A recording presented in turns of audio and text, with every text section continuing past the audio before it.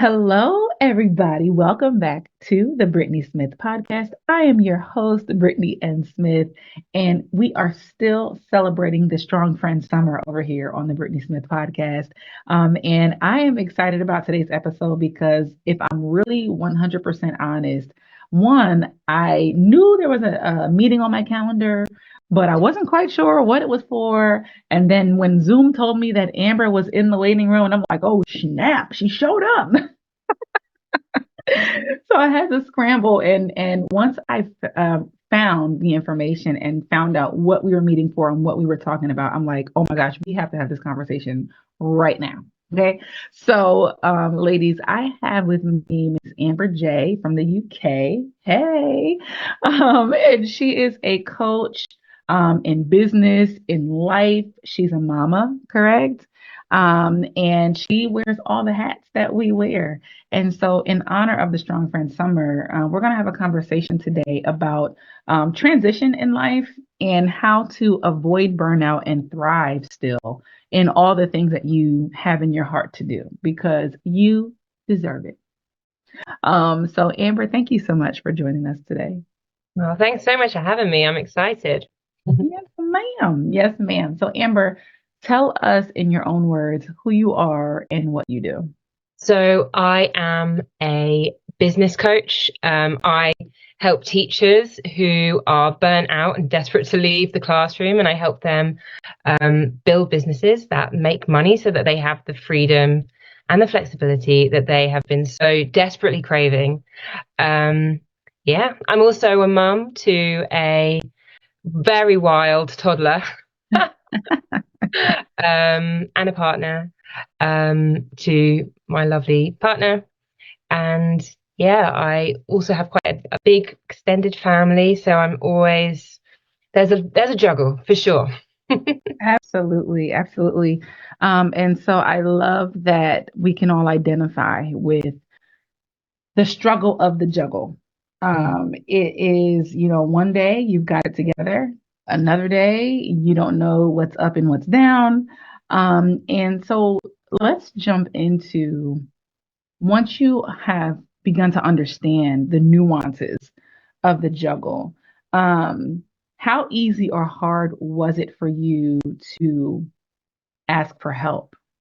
Well, if we go back to when I was teaching, I think that my biggest kind of my lowest point was when I was a teacher, and actually I hadn't even had my baby at that point. So I was um before I got pregnant, I was feeling really, really burnt out by my job. It was exhausting. It was just so overwhelming to me. And I honestly felt like I was letting everyone around me down. Like I felt like I was letting the children I was teaching down because I was so, I don't know, I feel like I was kind of manic. I was so giving all my energy to them. But at the same time, it was like, I don't know. I wasn't the mindful kind of peaceful teacher I would have hoped to be. And Right. then I felt I was letting my partner down because after like at the end of every school day I would just have no energy to talk to him. I didn't want to talk, cook, didn't want to do anything, socialize. And then again with my family, when they would call me, I'd be like, I don't want to talk. So Yeah. I think that was it was the job, Right. everything else where I just felt like I couldn't take it anymore. And I think that final tipping point where I said, so I have to do something about this, I need help, was when I got pregnant. That Mm, was the turning point because I yeah. thought this just like I don't want to be living this life when I have a baby. Yeah. Yeah. And you're shedding light on the fact that we have to make a choice, that we Mhm. have to make a decision, because our next and our different life is literally a decision away. And so how did you approach that? Like once you made up in your mind, okay, I can't keep living like this. I need something different. I need to do something different. How did you approach that shift? Yeah, it was scary, I think.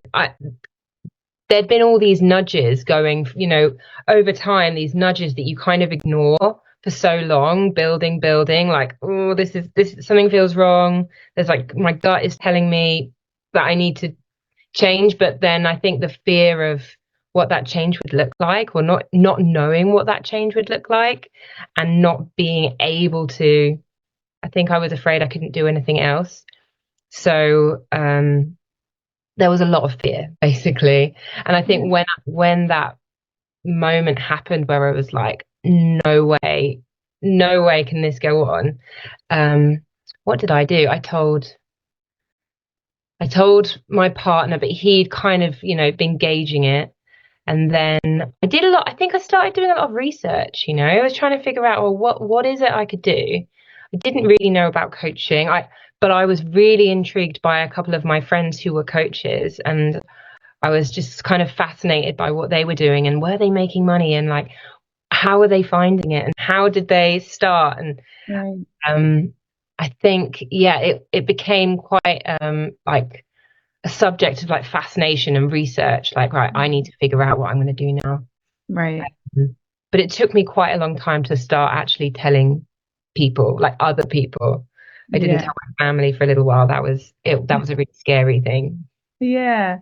And I think, when it comes to sharing those kinds of things with the people in your life that have been around, that feel like they know you pretty well, and you have this idea or this thing brewing that's like maybe a little bit different than what everyone is used to, that can be extremely challenging and exhausting, trying to keep it under wraps, and like you're over here trying to live your life in secret, and then being what everyone else expects you to be. What about becoming a mom? I feel like that causes us to shift again, right? And so what did that look like once the baby got here and you had to really rearrange your priorities, your ideas, your dreams, all the things? What did that look like for you? You know what? Having a baby, that I am very lucky, because when I had my baby, and I think it was because it was timed perfectly with my leave from teaching. So basically, when I went on maternity leave, that was it. That was the end for me.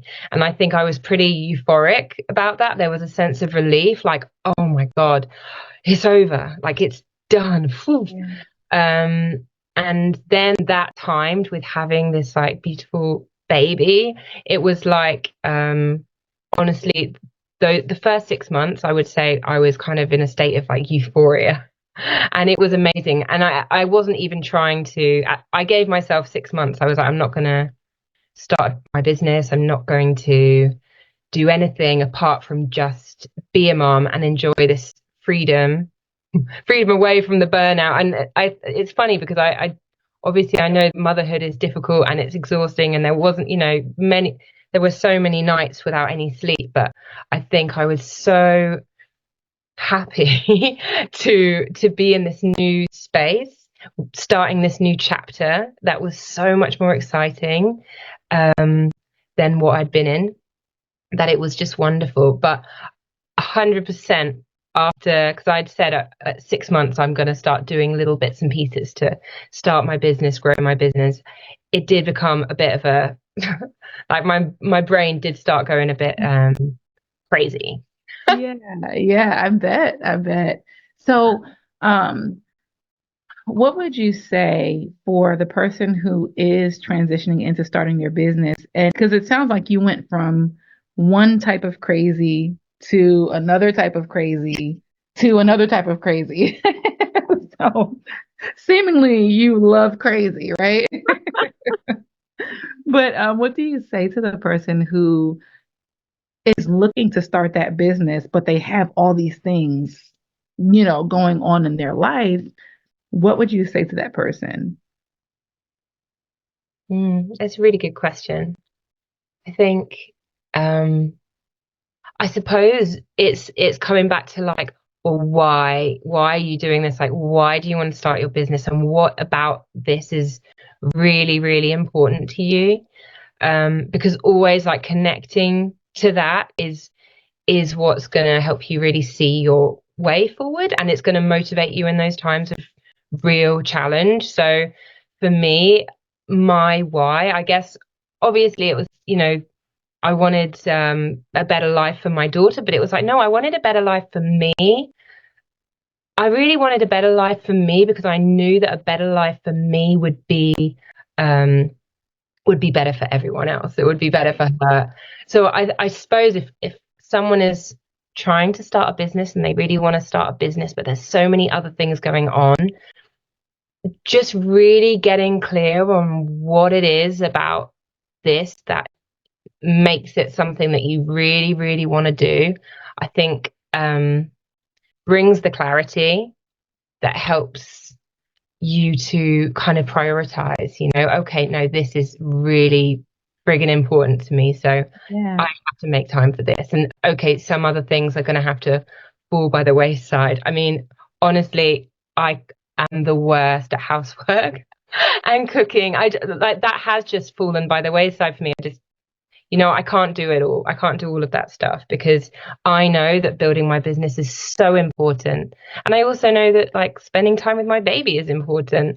And if I try to do everything, yeah, it's the road to burnout again, isn't it? Right. It's so hard. It's so hard when you have so many dreams and so many desires and yet so many responsibilities, Oh my God, yeah. And like you said, really just trying to navigate, okay, what can I do that I love while still taking care of all the other things that need to be taken care of while not killing myself? And it's like this imaginary balancing act, So can you give us your definition of burnout? Mm. You know what? I think that burnout is so often over kind of medicalized, and people feel like they say like, oh no, I wasn't like technically burnt out, and when they say that they mean, I wasn't like in hospital or I didn't have like a nervous breakdown, but I really don't think it needs to be as serious as that. I think there's a whole kind of continuum, Mhm. and noticing this, noticing if you're on that continuum, if you're on that journey is really important. But ultimately, I think burnout is such a good word because it describes itself, Mhm. it's self-descriptive. Burnout is where you just feel like you've got nothing left in the tank. Your energy is gone. You've fallen out of love with whatever it is. Certainly for me, like I'd lost myself. Mhm. And yeah, I didn't get to the point where I had like a nervous breakdown, but I burst into tears so many times. I just knew that I was a different person to the person I wanted to be. I think actually that's a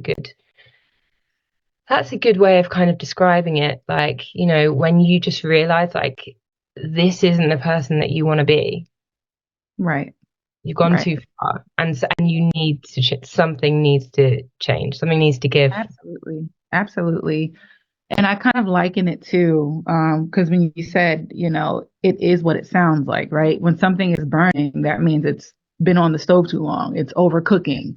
There's fire, there's alarms going off, there's smoke, like there's all these things. And whatever it is that's cooking is now no longer palatable. It's no longer servable because it's burnt and nobody wants to eat burnt food, or in this case, burnt you. So, it's in the literal sense, like you said, people use it a lot, but I like that you described it as a continuum, because you could be at the beginning of burnout.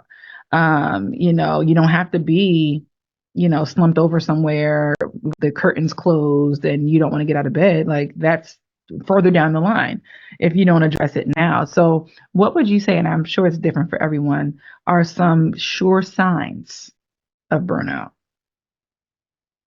I think starting on that, if we start from like the beginning of the continuum, sure signs of burnout is when you sense that you're not you're not able to get rest, or you feel like you're not resting. Like even at the moment when, being a businesswoman and being a mother, and, I feel like I've learned some bad habits basically from teaching, and I can sometimes feel that myself. I haven't gone to the toilet, I haven't taken lunch, little things like that, when you feel like you're so busy that you can't do these things and you kind of lose a bit of the self-care.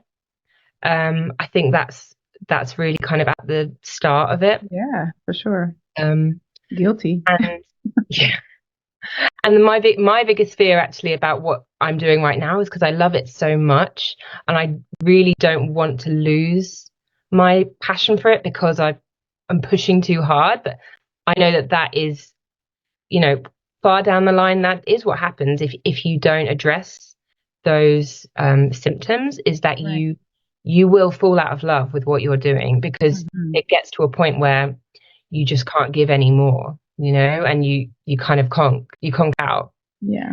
um yeah, so I think it's, starting from, you know forgetting to do self-care, to starting to lose that love for what you're doing. And I think ultimately as well, it's when your gut is telling you something is wrong, Yeah.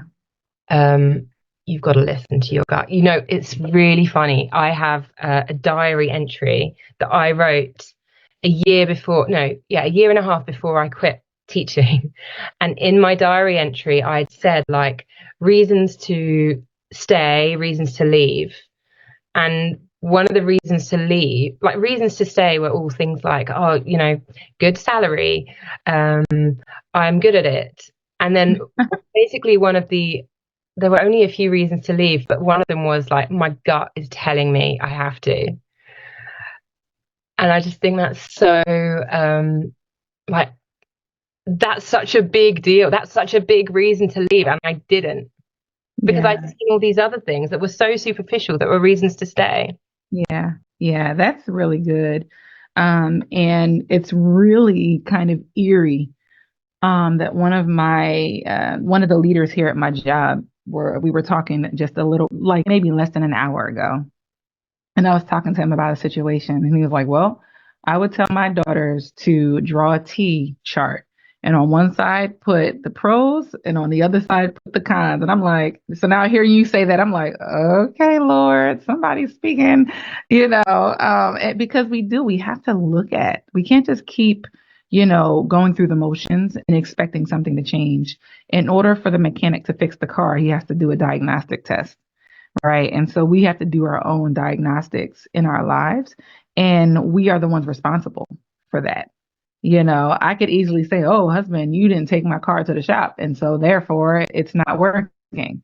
It's my car. I drive it every day. It's my responsibility to make sure that it gets taken care of. And so I think that's important for us to do as well. And I also think, like, to your point, we have to know what our signs are. Like for me, I know that I get snappy. I'm easily irritated, and that's not my natural being. So when I'm irritated because somebody said hello a certain way, I'm like, okay, it's me. it's something going on, and so you have to know your signs. So, and again, this looks different on everybody. But for you, what does fighting burnout look like? Fighting burnout. Well, I think again, it's on the small scale and the grand scale, and it depends where you are. But right now, the kind of, because I said, like we were just saying, like you do, like I do, I sense myself sometimes falling into those patterns that I know from experience don't end well if I don't deal with it. So at the moment, I'm really trying to like put in a ritual for myself that involves making sure I move my body, like in some way, shape, or form, whether it's like just putting some music on and like having a real dance, or like getting out. I mean, getting out into nature 100% is Mhm. one of the best things that you can do, and try to make sure you do every day. But yeah, for me as well, I always try every single day. I write a gratitude list. I try and feel feel it as well as just write it, and just doing those little rituals that help me kind of come back to who I am and why I'm doing this, and slow down, I think, because so often I think I'm racing at 100 miles an hour. Yes, absolutely. I definitely can identify with that racing because it's literally like your eyes open and it's like, okay, what do I have to do today? Got to get showered, got to get dressed, got to brush your teeth, got to get the kids up, got to get to work, got to get on this call, got to get on this call while on the way to work, got to get to my desk, got to open my laptop, got to check the emails. Like it's just constant, constant, constant. And I like it described this way where, and people call it margin, right? Like you need to create margin in your life, space for things to breathe, space for you to pause and readjust, like in the schedule of the day. Um, and when you operate with no margin, you're always stressed out. You're always late to things. You're always forgetting things. You're never fully prepared for anything because you're not leaving room to prepare for life. You're just kind of happening, or life is kind of just happening to you. Um, so what would you say is something that you're doing well with regards to managing your life and really, like we talked about, preventing burnout and keeping those things at bay? What do you feel is something that you do really well and something that you feel you could improve in? Yeah, I think there's something I do really well. Um, Although it took me some time with leaving teaching, is I have never ever really allowed myself to be stagnant in a situation where I feel like this is going to lead me down a path to like misery and depression, or like I've always noticed the signs soon enough that I've been like, I'm going to make this change. And that is something I've always done. I've lived abroad because I wanted travel. I've I've moved around. I've taken big risks in my life. I've had all these adventures, and I think that's something that I've never shied away from change, even though it is scary because I know. Yeah, I kind of I feel like I'm really good at sensing when it's that time to take that leap.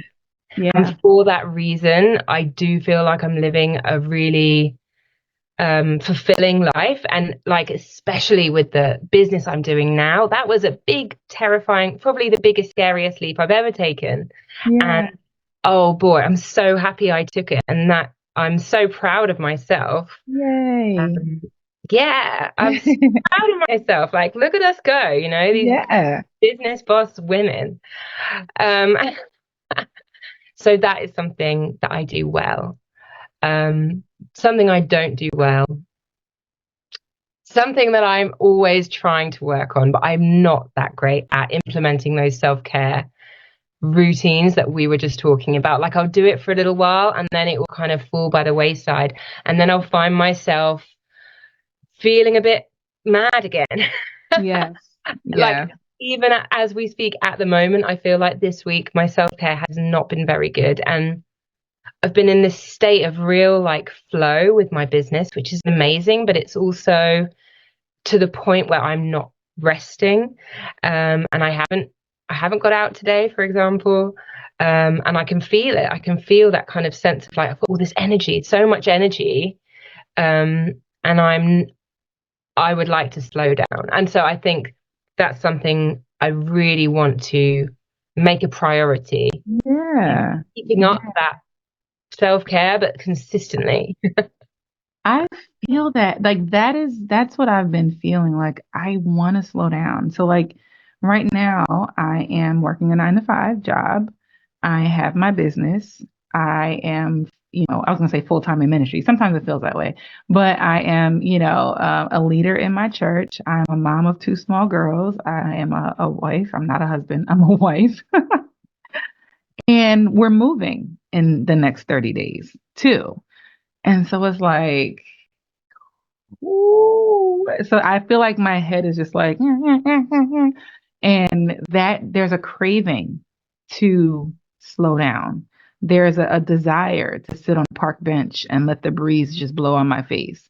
There's a desire to go sit in the movie theater and watch a movie by myself. There's a desire for these slow, some seemingly mindless things because I'm always on.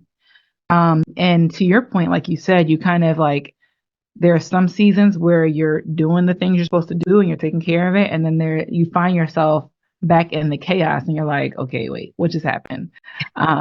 So who do you have holding you accountable to see to it that you do these things for yourself? Maybe I need someone.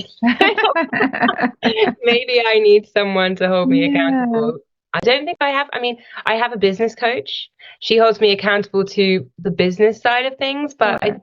think, there's so much more than that. Like I finish when I finish work, I go pick my baby up from childcare and then I'm with her for the next few hours and I put her to bed and then, like and then I usually start work and try and do some more work when she goes to bed. No, I don't have anyone that holds me accountable, and I think maybe that's what's missing. Yeah. Yeah. You need some strong friends for you as a strong friend. Hmm. Um, Hmm. and I say that because I have a couple of women around me that they know me well enough because if we're honest, we can put it on, right? Like we can show up, we can smile, we can make sure all the things are taken care of. Meanwhile, on the inside, we're like, you know. Yeah. But you know, I have people around me that can tell when I'm like that under the surface. And they will check on me. They will, send me some cookies. They will, call me and say, "Hey, you need to sit down right now." And it's like, okay, okay, okay, okay. And I'm grateful because I can't always see myself. I'm just going. I'm just going. If there's a task that needs to get done, I'm getting it done. And so, it's definitely good to have people that you allow to speak to your life that way. Because again, like we juggle a lot. And so the average person probably wouldn't be the one to be able to hold that space. But like minded women like yourself, my husband gets on me all the time. He's like, you need to go to the spa. And I'm like, what do you mean? But like I said, we just do all the things. So I hope that you can identify at least one person and just tell them, hey, when I'm running around like a chicken with my head cut off, I need you to tap me and tell me to take a breather and go have a cup of coffee or go pick some flowers or go outside and blow bubbles with the baby. Like, all the things, because that's also something I've been feeling very maternal lately. And just even in the midst of the chaos, you know, spending time watching my girls, right? Like I have a 2.5-year old and a 7-year old. I'm watching them just be humans. And it's like they came out of me, you know. And I take time to marvel at what God has created, the fact that they call me mama, the fact that they look up to me, the fact that, I'm not afraid to dance and look silly. And so that gives them permission to dance and be silly. Um, that's a part of the slowing down for me is like, I want to be a mama. Like, I don't want to have to do all these other things. I just want to stay home and play with Play-Doh. you know. So I encourage you to identify your person, whether it's your partner or another girlfriend or whoever. But we all need somebody. We all need somebody. I'm already thinking. I'm like, actually, there are 100% Yeah. are people. I just haven't really stopped and asked. And I suppose it's because this has all been such a whirlwind. The Yeah. past few years have been a crazy old ride. And Yeah. it feels like they're only speeding up, to be honest, as my business becomes more successful, which is Yeah. great, which is what I Yeah. wanted. Yeah. But yeah, I think you're so right. And I thank you for that. Like, I'm going to Yeah. really have to think about who I'm going to ask. I'm gonna Definitely. follow up. I'm gonna Yeah. follow up like Amber. It's me from over here in the U.S. Who's your person? Send me a picture of them so I know they're a real person. It's so good. And so What do you do for fun? What do you do work aside? And you can't say work and you can't say clients. Like, what do you do for fun? So the one thing that I really do for like me is I love singing. So I'm a part of a choir. Nice. So yeah, every week I meet up with my choir, and that's like just a really. It's always so hard to get out the house because my toddler hates it when I leave the house. So there's a bit of stress like associated with getting to the choir. Yeah. But when I'm there, it's like that is the thing where everything slows down, and I feel like, ah, this is like nourishing for my soul. Like Yes. I love singing, and I love being Me part of that too. community of singing, like singers. Yeah, I love it. I love it so much. I love to sing too. All the things that are creative. I recently got into doing puzzles. I will sit like a giant kid at a table and take a 500 piece puzzle and just go at it. And it's just because it's mindless, but it's not lazy. It's working the brain. And then there's a feeling of accomplishment at the end. So I enjoy doing that. I enjoy bike riding, which I kind of discovered last summer. My mom has a bike and she doesn't use it. So I was like, let me see if I still know how to do this. And I would go and there's a trail near the house and I just ride with my headphones on. So those are some of the things that I try to be intentional about. And even from this conversation, I'm reminded I got to get back to it. I have to get back to those things. And you talked about, it feels like things are just getting faster and faster. We have control of our schedule at the end of the day, no matter what the world is forcing on us or, clients and their demands, our kids and their demands. We have to control the clock of our lives. And so that's going to be my challenge for the next couple of days, not couple of days, but couple months. Saying no to the things that I've been doing just because I've been doing them, and really saying yes to the things that I want. Because in turn, like you said, when I'm happy, everybody around me is happy. And Mhm. when I'm not happy, people feel it. It's not that I walk around and I'm like, rah, but people feel when those of us who are light are not feeling very light. And so, yeah, it's interesting. So, tell us, as we land the plane here, tell us about your coaching style and your coaching program and like how you help your clients. So because of my experience as a teacher, I was like, I was going down the business coaching route. Like I've spent the last 2 years building, well, since I started retraining as a coach, building my coaching business. The last year has been the kind of the full on bit, but I've just learned so much. And when I started, I knew nothing.